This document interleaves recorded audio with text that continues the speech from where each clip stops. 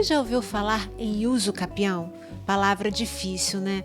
Pois é, usucapião é a forma originária de aquisição do direito de propriedade de um bem móvel ou imóvel, isso em razão da utilização desse bem em determinado tempo.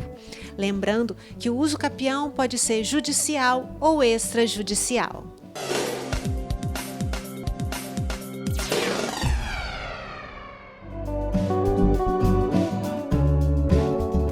O termo usucapião tem origem do latim usucapio, que quer dizer adquirir pelo uso. É o direito que o indivíduo adquire em relação à posse de um bem móvel ou imóvel, em decorrência da utilização do bem por determinado lapso temporal, contínuo e incontestante. Importante lembrar que qualquer bem que não seja público pode ser adquirido através do usucapião.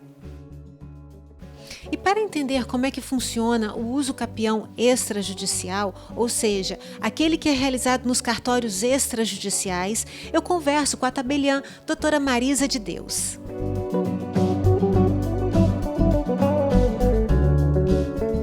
O usucapião é a forma de aquisição da propriedade pelo decurso do tempo, na posse justa, mansa, pacífica. Decorrendo um certo tempo, necessário uma espécie de usucapião, você vai ter reconhecido o seu direito de propriedade. A senhora pode me dar um exemplo? Sim, aquela pessoa que adquire um imóvel, por exemplo, por um contrato particular, passam-se anos e anos, perde-se o contato com o vendedor e quando ele precisa ou resolve escriturar o imóvel, ele já não tem mais o contato com aquela pessoa. Então, ele vai ter que recorrer, nesse caso, ao usucapião. Dependendo do prazo, ele vai recorrer ao usucapião ordinária ou extraordinária, ou uma outra espécie qualquer, dependendo de outros requisitos. A senhora falou de usucapião ordinária e extraordinária. Qual é a diferença entre elas? Bem, a ordinária exige justo título. E o que é justo título? Essa é uma grande discussão na doutrina, mas ultimamente ela está mais pacificada. Um contrato de promessa de compra e venda é um justo título? Até pouco tempo atrás não era considerado como justo título, porque o justo título em si, ele teria a condição de transmitir o domínio. E na promessa de compra e venda não existe essa possibilidade de transmissão do domínio ou transmissão da propriedade. Mas então, no caso da usucapião extraordinária, o justo título é dispensado. Eu gosto muito de pegar os termos e esmiuçar para que o nosso telespectador entenda. Esse domínio é diferente de posse e é diferente de propriedade, né? Então, o que é esse domínio? Quando nós falamos em domínio, nós estamos falando em propriedade ou daquele registro do imóvel no registro imobiliário. Porque o possuidor age como dono, ele exerce todas as funções inerentes à propriedade, mas no cartório do registro de imóveis, ele não tem o seu nome lá inscrito, está em nome de outra pessoa. A escritura ainda não, ele não conseguiu passar a escritura, né? Então, o objetivo da usucapião seria a regularização da escritura e do registro. Sim, a regularização do imóvel através do registro. Porque às vezes a pessoa não tem uma escritura. É um recibo particular, qualquer. Ou ele recebeu por herança, que nós chamamos na linguagem jurídica de successio possessionis. E passa-se tempos, ele acaba ocupando aquele lugar com ânimo de dono, com a convicção de que ele é dono, mas ele não tem o registro. Ocorre também, às vezes, do formal de partilha ter sido extraído, o pai ou a mãe faleceram, foi lavrado, foi feito o inventário judicial, estamos falando do usucapião, temos que pensar sempre no passado, mas não conseguiu acesso ao registro de imóveis por um ou por outro motivo. Então, é uma forma de ele regularizar a propriedade em seu nome. A usucapião, hoje, pode ser considerada uma forma de regularização fundiária. Quem quer usucapir um imóvel, ele pode possuir outro ou aquele tem que ser o único imóvel da pessoa? Não, ele pode possuir outros. Existem algumas espécies de usucapião que realmente impede que a pessoa tenha outro. Vou te dar um exemplo. uso capião constitucional rural e a uso capião constitucional urbano. Nessas duas modalidades, há a expressa vedação o requerente da uso capião já ser proprietário de outro imóvel urbano rural, porque é chamado uso capião pró-moradia ou pró-trabalho. Então, quando você pretende adquirir um imóvel através da uso capião constitucional rural, por exemplo, cujo prazo é de 5 anos, você não pode ser proprietário de nenhum outro imóvel. As outras modalidades não. Uso capião ordinária e extraordinária, não há nenhum impedimento para isso. Essa uso capião rural aí, as invasões estão dentro dela? Depende muito do caso concreto. Quando a gente fala em invasão, geralmente a gente tem a ideia de violência, né? E a posse, ainda que violenta, ela pode se convalescer. Então, vai depender muito do caso. Na uso capião constitucional rural, por exemplo, o importante é que a área não ultrapasse 50 hectares, que a pessoa esteja ali trabalhando, tornou produtivo. Então, dependendo da situação, sim, aplica-se também. E quando a pessoa tem realmente o interesse de usucapir um imóvel, mas não é um imóvel total, é parte de um imóvel. É possível? Sim, é possível, não há impedimento. O que precisa se observar na uso capião de parte do imóvel é se essa parte está dentro da fração mínima de parcelamento, que é adotada por cada município. Cada município decide qual é a menor área que pode ser construída, habitada. Então, também, mais uma vez, ressaltando, se for uso capião constitucional urbana, por exemplo, não se aplica. Qualquer área, qualquer pedaço de terreno pode ser usucapido. Mas se for uma uso capião ordinária, aquela em que o possuidor está nela há 10 anos, com justo título, não há nenhum impedimento com relação à área do imóvel. Doutora, e quais são os requisitos mais específicos da uso capião extrajudicial? A falta de conflito, a ausência de conflito, não pode haver conflito. E quando nós falamos em requisitos formais, a ata notarial. A ata notarial lavrada pelo tabelião de notas, porque o procedimento da uso capião extrajudicial é perante o registrador de imóveis. Mas dentre os elementos, dentre os documentos que tem que ser apresentado ao registrador, tem a ata notarial, que é lavrada por tabelião de notas, mas que é dispensável, sequer exigível, quando a uso capião é judicial. E tem que se procurar um cartório próximo ao imóvel? Sim, tem que ser o cartório do imóvel, onde está localizado o imóvel. E por que isso? Porque o tabelião de notas, ele exerce a função dentro do seu município. Então, qualquer tabelião de notas dentro do município onde está localizado o imóvel é o competente para lavrar a ata notarial. E se por acaso aquele imóvel que eu vou usucapir através de tendo um contrato de uma promessa de compra e venda, aí eu percebo que a escritura anterior ela tem uma penhora gravada. E aí, como é que faz? Olha, veja bem, dependendo da penhora, não impede o uso capião, porque poderá haver a concordância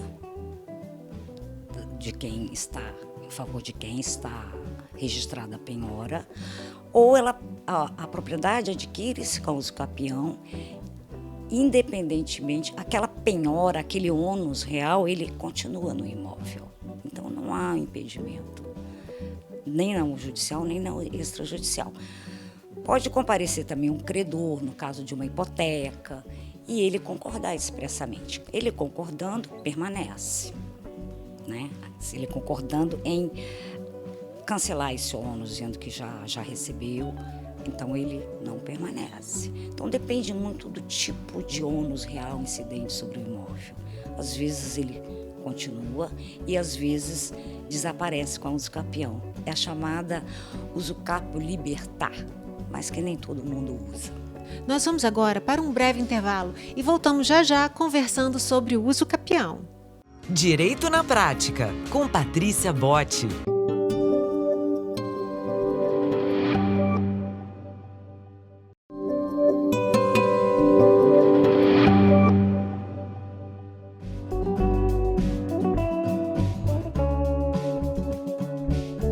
A usucapião surgiu no direito romano com o objetivo de regularizar a situação daqueles que, por irregularidades no momento da aquisição de bens, desejavam consolidar a nova situação patrimonial de acordo com as normas vigentes à época.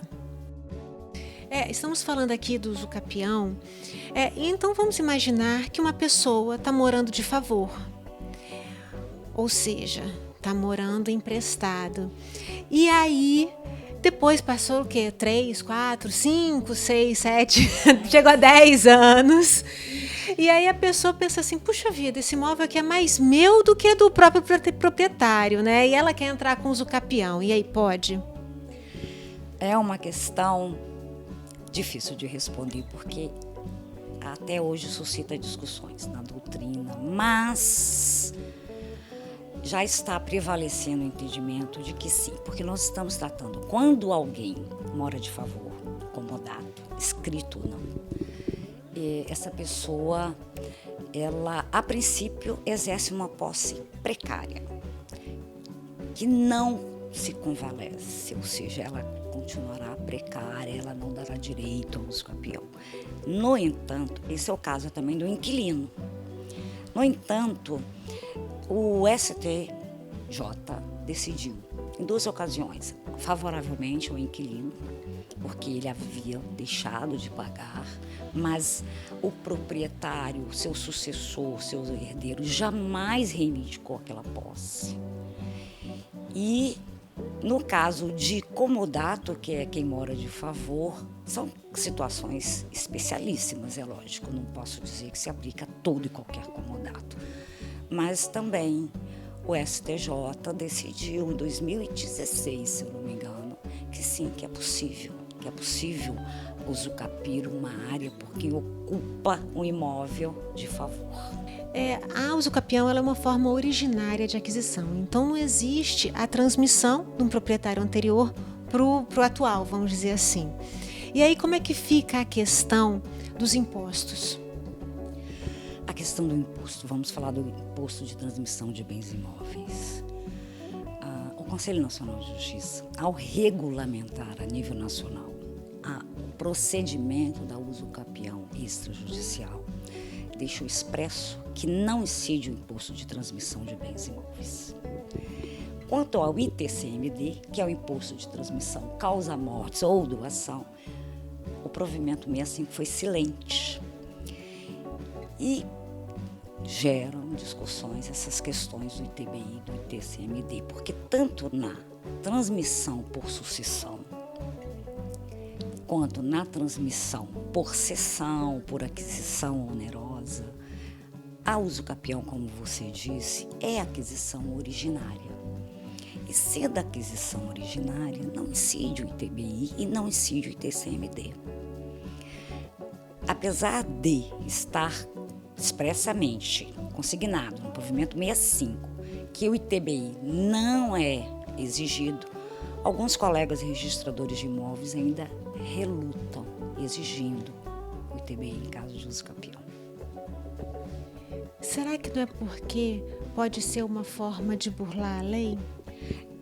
Essa é uma preocupação que os colegas registradores têm, né? É uma forma de pular uma etapa, porque na usucapião não incide o ITBI, então para que eu vou fazer escritura de compra e venda?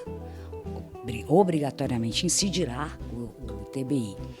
Mas o CNJ também cuidou dessa questão no artigo 13 desse provimento, né? Quando existe uma relação negocial entre o proprietário da coisa e o adquirente, o pretendente ao usucapião, precisa se esclarecer ao registrador de imóveis qual é o impedimento da lavratura daquela escritura.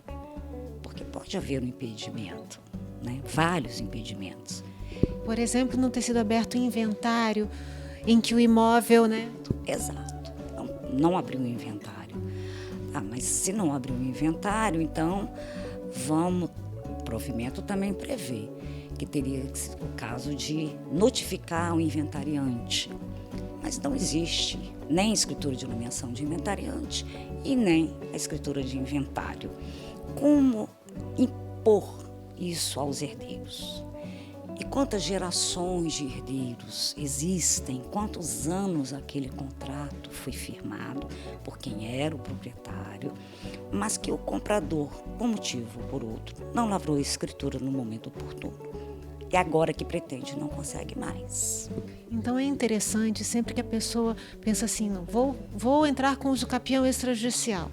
Antes, ela analisa se precisa, se tem como ela fazer a transferência da propriedade, transferindo a escritura normalmente, para poder realmente ver se é cabível o uso capião extrajudicial. É o mais sensato, vamos dizer assim. E acaba também, quando nós lavramos a ata notarial, o tabelião, ele filtra, ele pergunta, mas por que você não fez a escritura? Ah, porque na época eu não tinha dinheiro para pagar imposto. Tá. E agora, cadê o vendedor? Desapareceu, sumiu, não sei se morreu, ou morreu, mas a viúva não quer fazer o inventário, diz que não quero mais saber disso, isso não é mais problema meu marido que vendeu. Porque aquele pode ser também um único bem, né? Exatamente. Eu só tinha aquele bem, como é que eu vou abrir um inventário agora? O problema é seu, não é meu? Exatamente isso. Muitos perguntam, mas não seria o caso de uma adjudicação compulsória? A viúva está ali, então ela é obrigada, ela transmite, ela assina a escritura, né? Mas não é o caso. A uso capião extrajudicial veio para desjudicializar. Então não justifica encaminhar uma pessoa que já tem a posse mansa pacífica ininterrupta pública ir ao judiciário para conseguir um documento que a uso capião resolve. E quando é que a uso capião extrajudicial começou? Porque antes era só o judicial, né? Foi com o novo Código de Processo Civil. O novo Código de Processo Civil, no artigo 1071, acrescentou à Lei de Registros Públicos o artigo 216-A. Então, ali ficou prevista a possibilidade da parte escolher ou a uso capião judicial ou a uso capião extrajudicial. E desde lá, claro que se ela se encaixa dentro dos requisitos, né? Conflito sem litígio, né? Com a ata notarial lavrada por tabelião de notas. E desde então, muitas questões relacionadas à propriedade, à posse da propriedade foram resolvidas. Eu gostaria de responder positivamente, mas infelizmente não alcançou ainda o que nós imaginávamos. Por exemplo, inventário extrajudicial, divórcio extrajudicial, é um sucesso total. A uso capião ainda tem resistência por parte de alguns notários, alguns tabeliães de notas e de alguns registradores de imóveis. Ainda temos essa resistência. E isso dificulta para o requerente do uso capião, né? Se ele chega num cartório e esbarra ali com uma série de requisitos que a lei, além da lei, né? Realmente frustra, né? E frustra os advogados, principalmente. Porque, na realidade, a uso capião veio como uma forma também de regularizar aquele imóvel adquirido através de uma relação negocial. E, infelizmente, a gente tem tido ainda essa resistência de alguns colegas. Mas está passando, tá? E quais são as vantagens da uso capião extrajudicial? Em primeiro lugar, celeridade. O uso capião judicial, em média, no Brasil inteiro, 10 anos. No extrajudicial, pode demorar 3 meses, pode demorar 1 ano e meio. Eu tenho um caso, o meu primeiro caso de uso capião, de ata notarial para fins de uso capião, e fui eu, o primeiro aqui no Espírito Santo, 3 meses estava pronto, registrado, antes do provimento 65. Mas foi um esforço conjunto de advogados, tabelião e a registradora de imóveis. Doutora Marisa, muito obrigada. Tenho certeza que quem está ali do outro lado tirou muitas dúvidas e muito obrigada. Eu que agradeço, Patrícia, muito obrigada. É sempre um prazer, eu assisto as suas entrevistas, são todas muito relevantes. Eu que agradeço. Obrigada.